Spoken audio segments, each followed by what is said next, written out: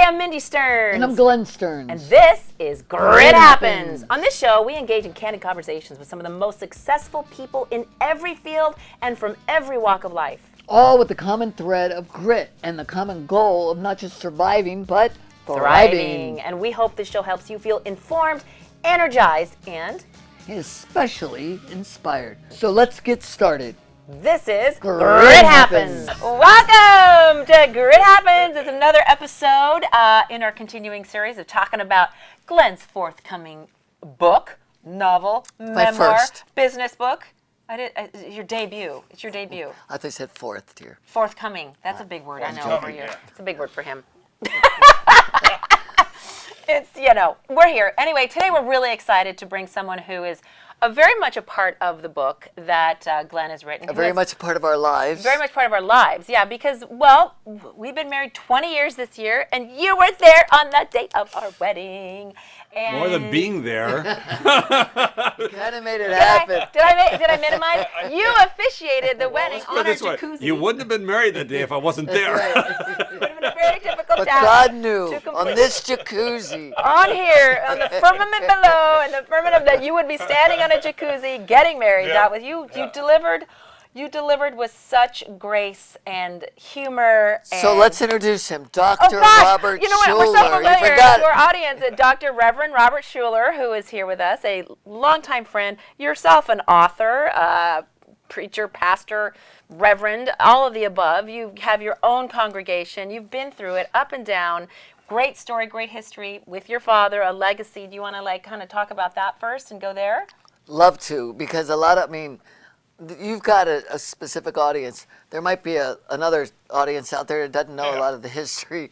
But I would love, if you don't mind, talk a little bit about the full circle that's come from your dad when he started out in Orange County, which there's so many pillars. And I talk about a lot of people that have really were the founding members of Orange County. And your father was one of those members that really helped really grow this amazing community.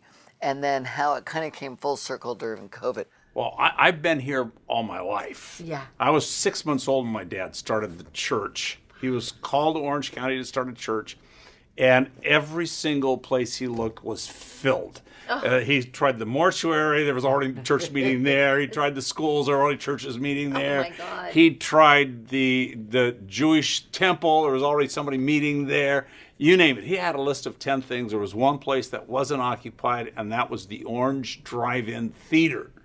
I love that. And so the drive-in, for those of you that don't remember what a drive-in is. There's a generation that might not even understand. Well, they're coming back. Actually, some of them are coming back now. You drive there to see are a few around. Yeah. You get outside of Orange County where the real estate is sold by the square foot instead of right. That's how real estate is sold in Orange County in New York and some of these places. You get outside of these heavily populated metropolitan areas, and drive-ins exist. Right. And they're fun and they're really cool. So fun. But anyway, he met in the drive-in theater because he was waiting for the church to be built. And it was going to be 2 years. He didn't want to wait 2 years to get going. So he started meeting in the drive-in, and that was just amazing. And when the church opened 2 years later, there was one woman who came to church every Sunday, and she was a paraplegic. Oh. And her husband would put her in the car. They'd drive to the drive-in. They'd have the drive-in service. And back in the 50s, when he started, there wasn't handicap access anything. Right. That's true. Their handicap access stuff didn't exist. So she couldn't get into any other churches, et cetera, et cetera. So they said, okay, she doesn't have long to live, so we're just going to keep the drive-in going until she passes. What a beautiful gesture. So 5 years later, she's still living, still coming to church every Sunday. And my dad's has been now for 3 years has been going from the walk-in church that they built to the drive-in church and making this commute back and forth 6 miles, having 2 services. And that's when they found 10 acres of land halfway between the two, which is where the Crystal Cathedral was built. Wow. And and they moved onto that facility, and they had a drive-in service for her on the same grounds, and then they had a little, just the first building that they had built for the walk-in church, and he'd just have to walk from one to the other. And no sooner did they open that walk-in drive-in, and she passed. Really? Is that just great? It's kind of the way God leads. It's kind of the way God happens. Got a sense of humor and some irony in life. Like the way Glenn and I met. Yeah. It's kind of comical, and yet it's the way God intended it. God has a sense of humor, and then when we met, and how God has just interwoven our lives together. That's right. Over It's the been a past, beautiful story. yeah, I don't know how many years. It's been a while. And I'll tell you, when I try to talk to younger people, I explain how important it is for them to find mentors and people that can help them navigate through a lot of issues that maybe they don't have to hit their heads against the wall. Someone else has done it for them. Yeah. You've been such a big part of connecting me to a lot of people that really helped me along my business It really journey. was, one of our most treasured associations is with the Horatio Alger Association, which your father was a member. Correct. And we first heard of it. I remember going to a celebration of your parents in Palm Springs. The Argeroses were emceeing. We were sitting with Ed McMahon, and Glenn's like, I want to be in this organization. And I'm like, I bet we could find someone that could figure it out. Yeah. And that just beautiful story wove its way into one of our most beautiful. Just in passing, Glenn said, I've put in my application. I'm putting in my application for Horatio Alger. And do you remember what I said? I said, don't bother. Dude, you're running for this is a girl boys club. You got to get in with the boys before they're going to let you in. You can't just send in your application and expect this to happen. I didn't It took a few years for him to get in. It took a lot of pain, to get into that organization. It's not one that just they let you in. You've had to overcome a lot of adversity and then been able to bounce back and have a lot of philanthropic A lot of endeavors that way. endeavors as well. I think what you're trying to say is you have to have a lot of grit. Look at him tying that in. That's right. Yes, integrity and grit. Doesn't happen We overnight. were just there recently, and the entire theme of the whole weekend was all about integrity. That word came up so many times. I'm like, your book could not be coming out at a more right. appropriate time. Yeah. But I'll go back to when we met Foster and Mike, and what a wonderful trip that was. Because one of Glenn's overreaching or very important principles of life is to have a mentorship group. And you really were so integral in introducing him to this group of men, Mike Ingram, Foster Freese, and that gang of gentlemen who were they're God-fearing men, God-loving men, who really kind of mentored you specifically along the way. Absolutely. Yeah, Foster flew us up to the hunting lodge, and we spent a few days together, and it was amazing. Yeah. Absolutely amazing. And I remember, Robert, we got out of the what did Helicopter? we do? No, we got out of the plane, and then we went over, and we were getting in the helicopter, and I think he said, "You see that jet and that jet? Yeah, those guys are the ones that are going to be over at the hunting lodge or something." And it got in my mind, okay, these are probably some pretty important men, and we took that helicopter up the Willamette, I think, Columbia River Columbia Gorge, River, yeah. and we landed on the property, and there was all these really, Quite very accomplished individuals, and I was intimidated. I remember right off the bat, and they said, "All right, we're gonna let's get to know you. We'll start with you, Robert. Tell us about yourself." And I was next to whoever it was. I don't know if it was you who started, Might have been Mike Ingram. yeah. Might have been. This is why I know there's a God as well. One reason, because it didn't go from there to me. It went around the room the other way. oh, so you got to hear everybody's story. We would not be sitting here today if they'd gone the other way. Because I guess he has evolved since the only thing I knew was you pointing out the planes, and I knew the success level of these people. So I thought, how do I show prove that them I've got success? that I fit in? So I was going to pull all these things, all of these important things that I owned. Accomplishments. And I was going to lead with that. but by the time I got to hear everybody's story, no one led with those things. It didn't matter about that. They didn't care about the thing. It was about what they did in the life to make other people better, what they did to really become a better human being. And man, I don't know if you remember very well, but when I got up there, then I was like tears. It was about my life and how I had a child young and my divorce. That was the first time you heard his story, or had you heard it before?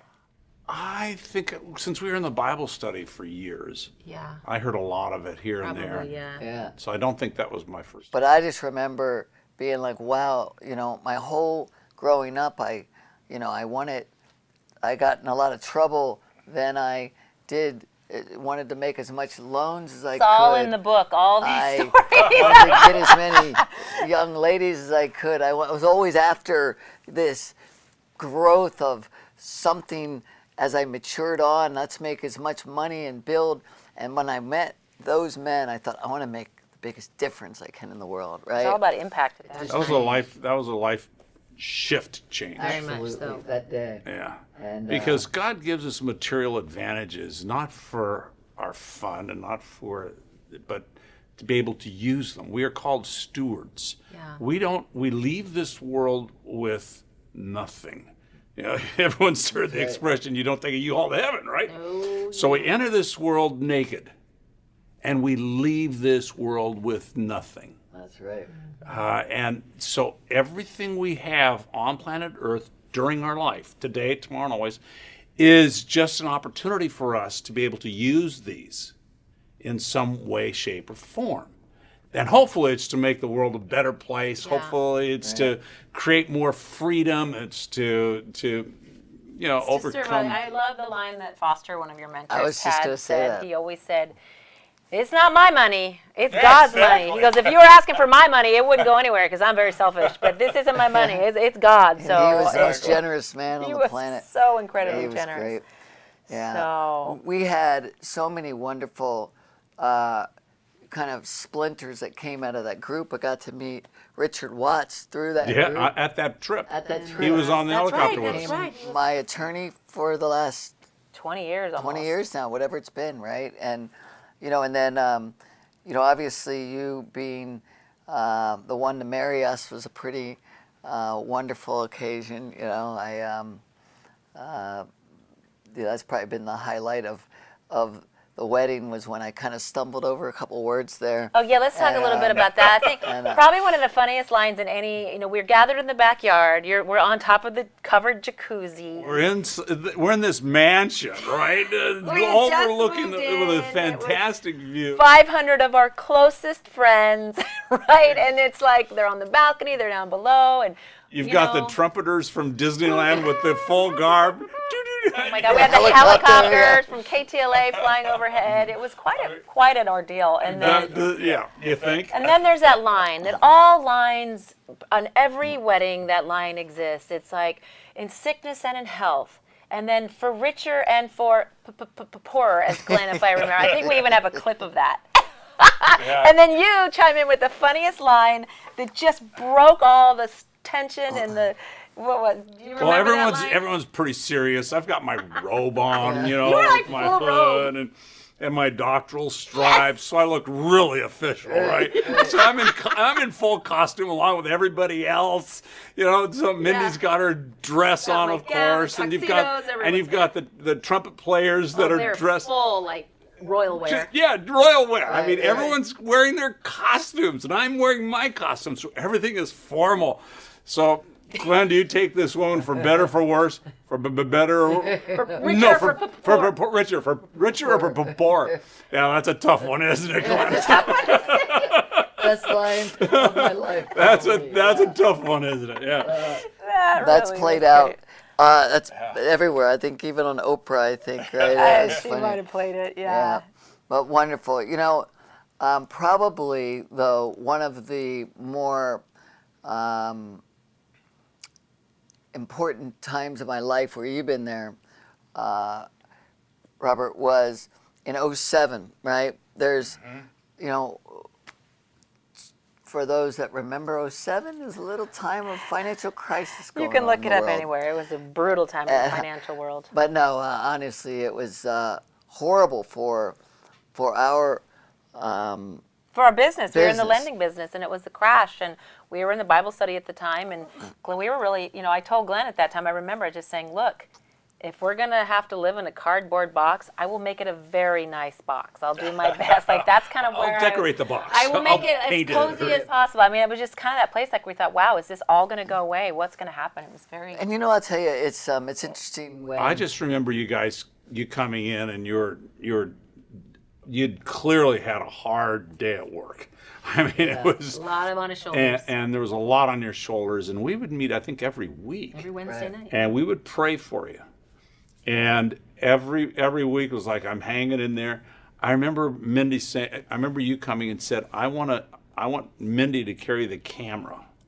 And because you were moving out of your offices, and I'm going to personally do the moving, you said.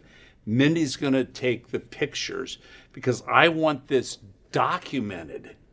I want to be able to tell my story. I want to be able to tell my story when I get through this thing.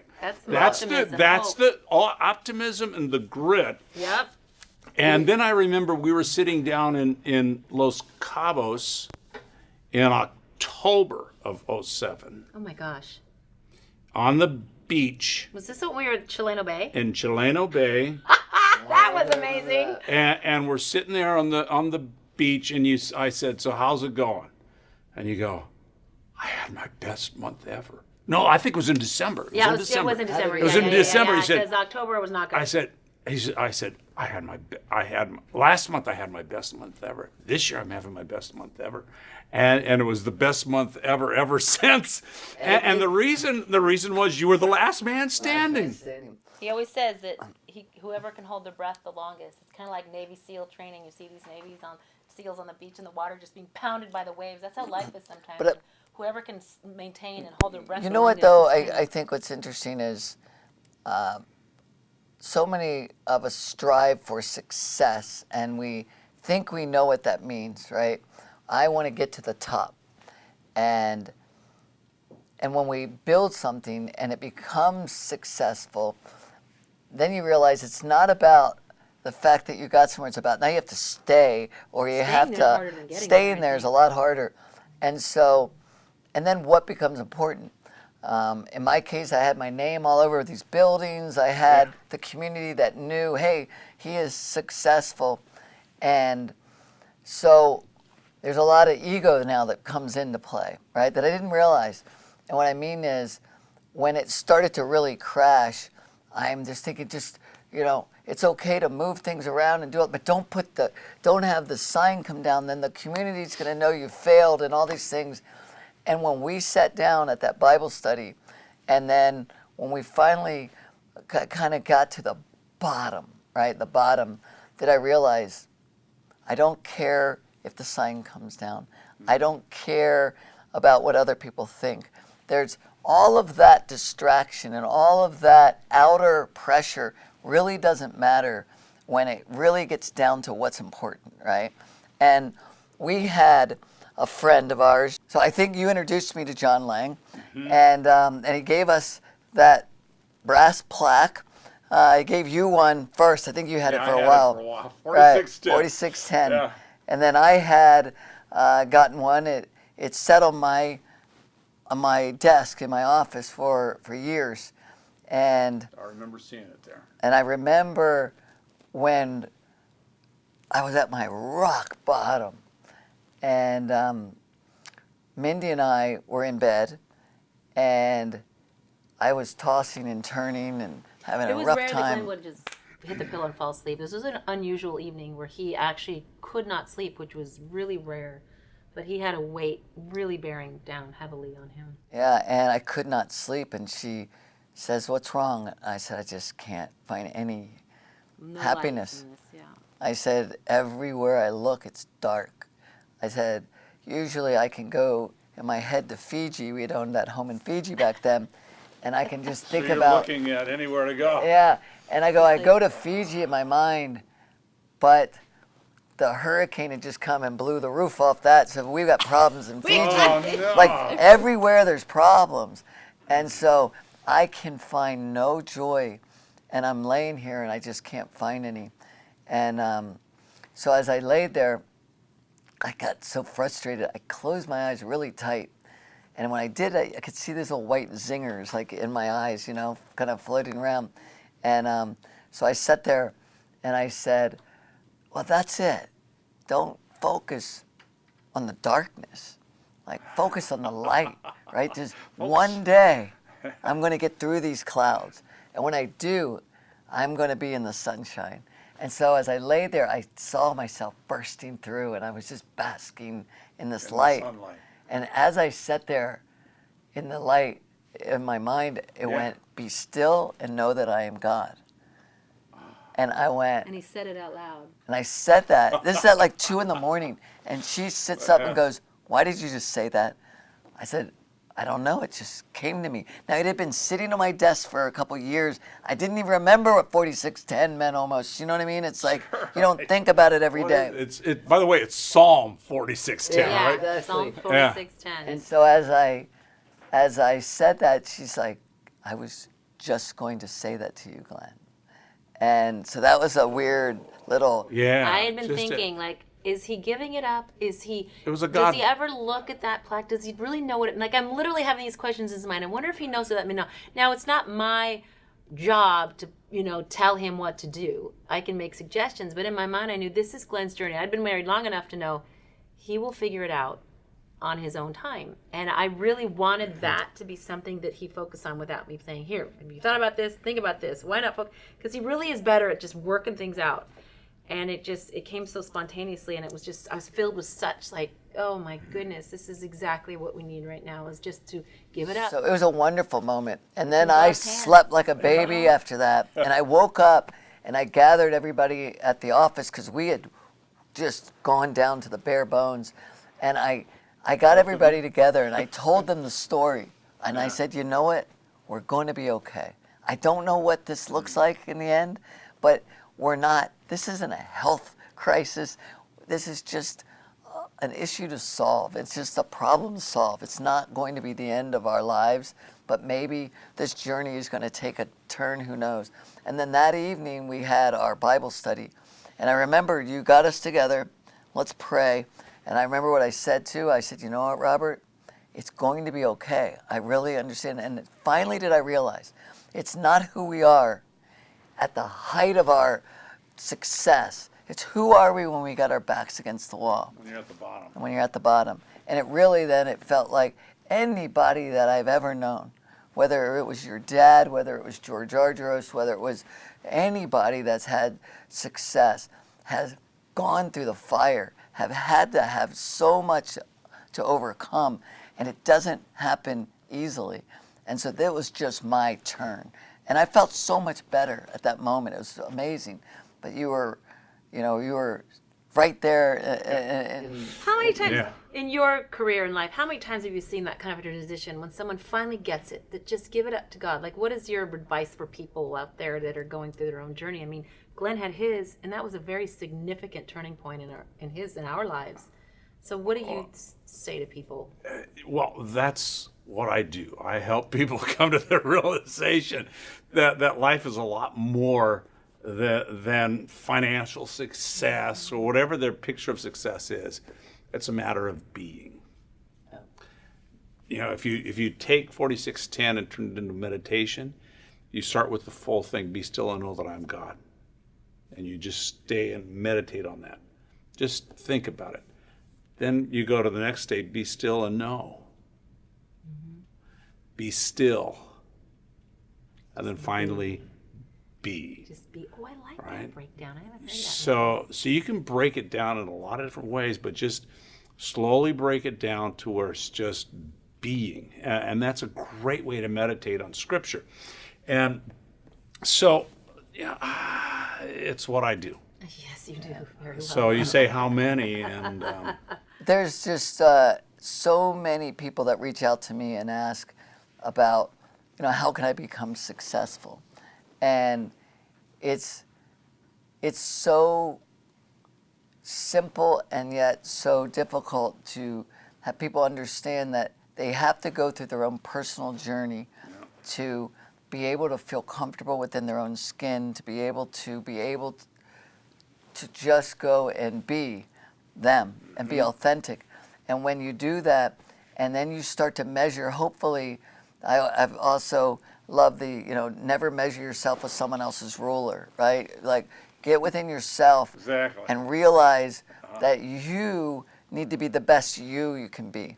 And when you start figuring that out, it's not about the money. It's not about all the fancy planes and things, right? It's about living comfortably within yourself and then trying to make a difference to others. And when you got that down, you can feel pretty good about yourself, and then confidence comes, and then people are attracted to that. It's pretty easy. But again, you gotta go it's through a easy, journey but to it get isn't there. easy, But right? it isn't easy. If it was easy, everyone would do it, right? But it takes- is hard. It's a journey. It's a personal journey. Yeah. And that is part of the, you look at the grit in life. You really can't fully appreciate the success, both personally, spiritually, emotionally, until you've been through the grit of being down and challenged. And I think everybody has that. And everybody has challenges. Well, Glenn has had more than his fair share. Yeah, we can And- fast forward. He talks about at the time when he was in 2007, he's like, well, we've got our health, we're good, it's not Yeah. this. And then guess what? Guess what shows up a few years later when he starts getting a little too big for his britches? God keeps knocking on Glenn's door and saying, you're forgetting. I'm still here, Glenn. You're getting a little into yourself right now. So you Never admit take that. yourself too serious. And I've always said that to other people. And then sometimes I forget myself that, we can't start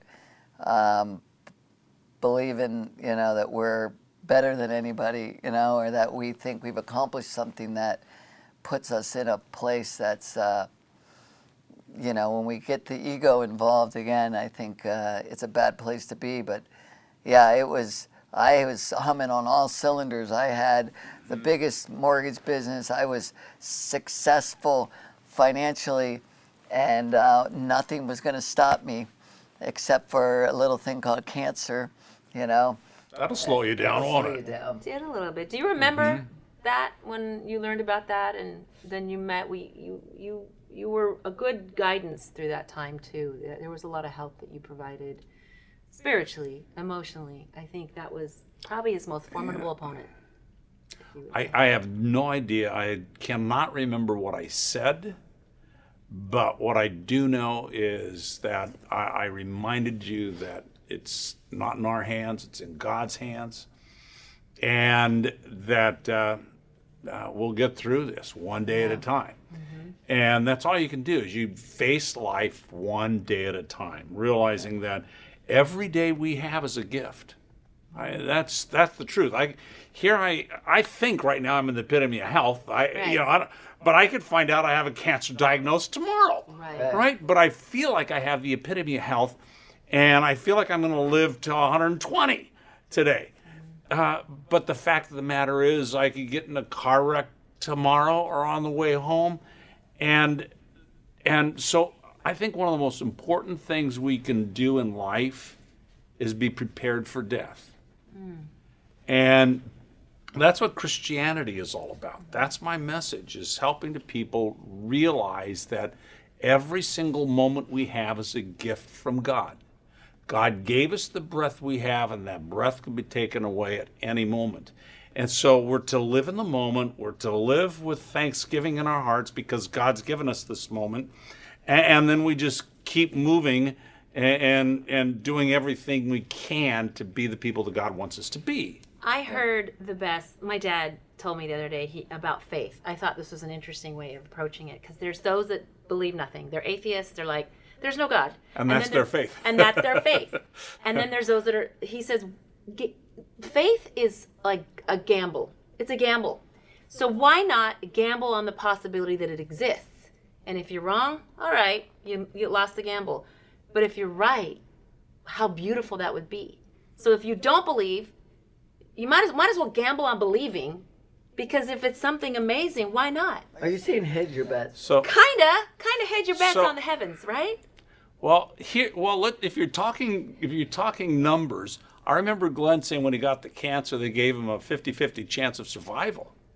He said, so basically what you're telling me is that the coin toss. Right. Coin toss? A coin toss? You mean a coin toss? A coin toss, isn't that what I said? You said a coin toss. A coin toss? Okay. I'll take it. I'll take it. Coin, a toss. Heads or tails, you know? But when we look at life and we look at where we are on this planet, if you look at the statistics, the fact that this planet Earth exists at all is a miracle. Exists at all. Statisticians have looked at that and say it's 1 in 10 to the 40th power. That's a lot of zeros. That's a lot of zeros. So More than for we can people even who don't imagine. know what we're talking about, 40th power just means 40 zeros after 10. That's more than the debt, Okay? the national deficit. Then the fact that that's just the fact that this planet could exist in the universe. Then the fact that this planet can hold life because is yet another 40 zeros because of all of the intricacies involved with the planet holding life. It has to be so close to a sun. The sun has to be the right size. You have to have the moons, the right moon in the right size, in the right place, in the right distance. Gosh, that is a lot. I mean, You have to have oxygen, or you have to have The right amount of oxygen. Like, you have to have the stratosphere to keep the oxygen in. Right. Right, I don't know all of the details. It may not be. We're not A scientists, scientist but- listening to me is going, "It's not a stratosphere. It's a what other? You know, whatever keeps the Well, you get oxygen it, in." but it just keeps. And then the fact that we have intelligent life, you just add that much more to the point where life, as we know it, as human beings, the fact that just happened to come along would be like us. We're going to go to the remotest place in the entire world on our birthday just for a walk, and as we're walking we see on the side of the hill spelled out "Happy Birthday Glenn" and the date. Now did that just what are the odds of something like that happening? You would immediately say somebody put those rocks there, right? Right. And how much money would you put down that somebody put those rocks there, as opposed to it just happened, nobody put those rocks there? Right. I mean, would you ever bet on it just happened? Right. No. Well, that's No, the whole thing. right? If you look at DNA, we can get into a real philosophical decision. So the fact that we are here, the fact that we have this life, the fact that God lives, the fact that God has a relationship with us, and then we get into how do we have this relationship with God, and we look at Jesus Christ and we look at his ability to fulfill the prophecies. We're just talking mathematics here. So there's all these prophecies in the Old Testament. And what's the likelihood of one man fulfilling these prophecies? And again, you get into numbers with And it lasts in 1 in 10 to 2,000 years, the and it's 10th or 20th power that he could actually fulfill these prophecies. And he fulfilled over 450 prophecies, which, and if you just take one man fulfilled 8 of these, I think it's something like 1 in 10 to the More zeros. just 100, and yet he fulfilled over 450 prophecies. So you got to go, wow, maybe there's something to this Jesus guy. Maybe he was more than just a prophet. He was the Tony Robbins of his time. Like, really. And we can go on down the line, and the point is, it requires extensively more faith not to believe. That's a heavy Then sentence. Good way of putting it. I love that way of putting it. Right. It's harder to not believe. you have to have exceptional. You have to be willing to gamble everything you have. Amen. Can I get an amen? So we've had this thread of faith in our lives, and we've walked, I think, in a business world where, you start to see a couple companies stand out, like Chick-fil-A and Alaska Hobby. Airlines, What is that? Hobby Lobby, and you get these where maybe, and you think, and I've always felt like I will leave it, allow people to do it in business. I kind of say, okay, let's put it over there.